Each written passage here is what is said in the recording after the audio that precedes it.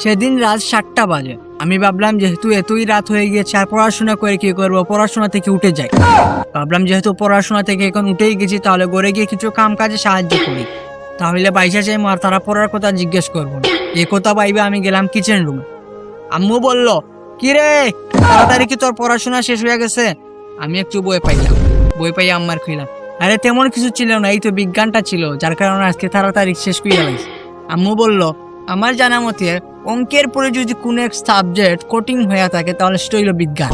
আমি ফাইসা গেছি, বললাম আরে আরে মানে ওই আর কি, বিজ্ঞান তো আমার কাছে সহজ, বুঝতেইব না, আমি তোমার ছেলে। আম্মুকে একটু পামটুম মাইরা এখান থেকে তো পাইসা গেল। কিন্তু একটুক্ষণ যাওয়ার পরে দেখলাম আব্বা দুইটা তাবা দিয়া বলল, পড়তে বস। আমি বললাম পড়বো না। তারপরে বলল, আমি ভাবছিলাম তোরা আইফোন দিব, তাইলে তা তুই যখন পড়বি না তোরা আইফোন আর দেখি কোন। তারপরে আমি কইলাম, আরে আমি তো মজা করতেছিলাম, আরে আমি এখনই পড়াতে বইতাছি। তা আব্বা তুমি যে কইছিলা কি আইফোন, ওইটার ব্যবস্থা কইরো তো।